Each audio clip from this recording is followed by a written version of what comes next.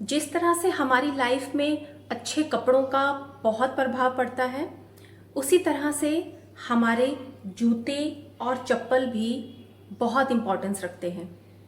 लेकिन क्या हम जानते हैं कि ये जूते और चप्पल हर वक्त हमें हर जगह नहीं पहनना चाहिए, और अगर हम ऐसा करते हैं जाने अनजाने तो ये हमारी तरक्की में, हमारी किस्मत में कितनी बड़ी रुकावट डाल सकते हैं। जल्दी से मैं आपको बताती हूँ कुछ ऐसी बातें जहां पर हम ध्यान नहीं देते, हमारे दिमाग से निकल जाती है, या कहिए कि हम इन बातों को बहुत छोटी सी या फिजूल मानते हैं कि क्या फर्क पड़ता है अगर जूता पहन भी लिया, चप्पल पहन भी लिया। सबसे पहले देखिए, पुराने जमाने में बुजुर्ग कहा करते थे कि जूते चप्पल जब बाहर से आप अंदर आते हैं तो उन्हें बाहर ही उतारिए, घर की दहलीज से बाहर उतारिए, कमरे से बाहर निकालें, क्योंकि बाहर की सारी नेगेटिविटी, नकारात्मक ऊर्जा उन जूते चप्पलों में होती है। लेकिन आजकल हम देखिए वही जूते चप्पल घर के अंदर ले आते हैं। कोशिश कीजिए अपने घर की एंट्रेंस पर या बाहर कुछ ऐसी जगह बनाई जाए जहां पर आप अपने ये जूते चप्पल उतार सकें। दूसरी बात, हमें यह भी कहा जाता है कि हम किचन में जूते चप्पल लेकर ना जाएं, लेकिन फिर भी हम लोग जूते या चप्पल पहन कर जाते हैं। किसी की मजबूरी भी हो सकती है, या फिर ये कहें कि आदत है, या फिर ये कहें कि हमारे पैर खराब हो जाएंगे, गंदे हो जाएंगे, इस वजह से हम जूते चप्पल पहन के रखते हैं।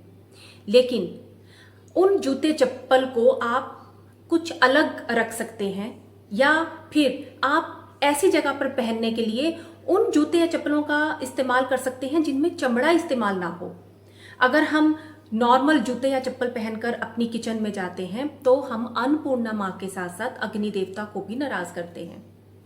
तीसरी चीज, घर का अगर आपने लॉकर रखा हुआ है या जहां पर आपने पैसा या कुछ जरूरी कागजात या सामान रखे हुए हैं, तो वो जगह माँ लक्ष्मी की जगह होती है, और माँ लक्ष्मी को साफ सफाई बहुत पसंद है। तो अगर आप अपने घर के लॉकर में या अगर बैंक के लॉकर में भी कुछ सामान, सोना चांदी या पैसे रखने जा रहे हैं या निकाल रहे हैं, तो ध्यान रखिए कि उस टाइम पीरियड पर आप अपने जूते चप्पल उतार दें।